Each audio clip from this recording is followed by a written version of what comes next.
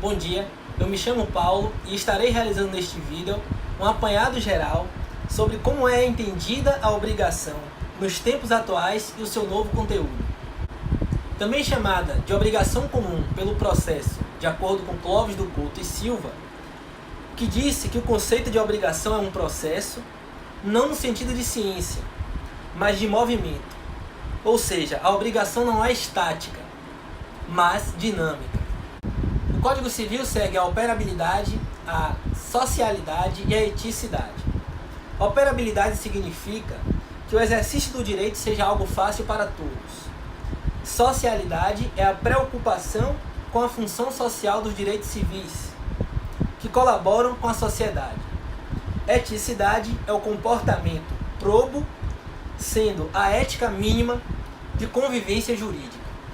O primeiro conteúdo é o respeito aos direitos fundamentais, não podendo exigir bem de família e nem a prisão, sem ser na hipótese de casa de pensão alimentícia. Isso se chama a eficácia horizontal dos direitos fundamentais, que consiste na ideia de que nenhuma relação privada poderá violar ou atentar contra os direitos fundamentais. A boa-fé objetiva é o sentimento ético que se espera das partes, ou seja, é estabelecido um padrão mínimo de conduta esperado entre as partes, sendo uma boa-fé principiológica. Cada contrato possui um nível de boa-fé diferente, tendo como, por exemplo, uma relação entre o farmacêutico e o comprador, que pediu um remédio X e o farmacêutico não ofereceu a opção do mesmo remédio X em sua versão genérica. E o contrato entre duas gigantes empresas como McDonald's e Coca-Cola, sendo o nível de boa-fé objetiva do contrato entre duas empresas muito maiores, pois não é possível alegar a falta de conhecimento de uma das partes envolvidas.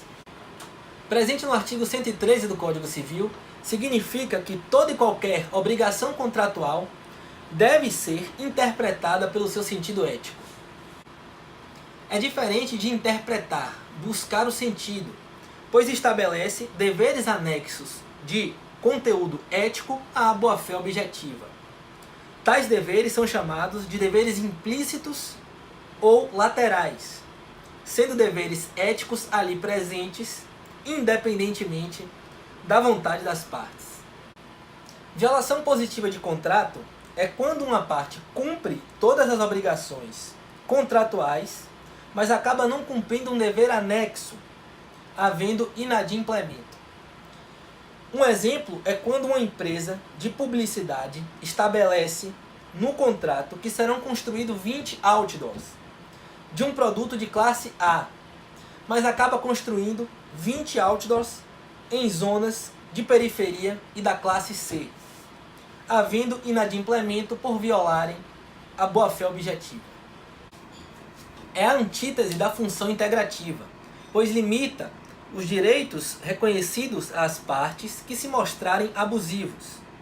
Um exemplo é quando o indivíduo aceita voluntariamente pagar uma taxa abusiva do banco, sendo possível que o mesmo indivíduo entre em juízo para pedir o cancelamento da taxa.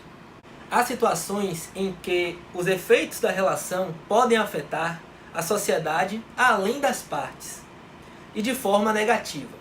Ou seja, função social do contrato é a preocupação com os impactos do cumprimento de uma obrigação sobre a coletividade e terceiros. A função social do contrato incorpora a socialidade no Código Civil de 2002. É aquele que atrapalhou a obrigação entre as duas partes. É quando uma relação entre dois sujeitos acaba prejudicando terceiros, podendo ser qualquer pessoa. Um exemplo foi quando o Hospital Aliança recusou os clientes da Sul América, maior plano de saúde da Bahia, extinguindo o contrato devido a questões sobre o valor recebido, fazendo com que a extinção da relação particular entre ambos gerasse imenso prejuízo e a terceiros, os clientes da Sul América, que não integram a obrigação.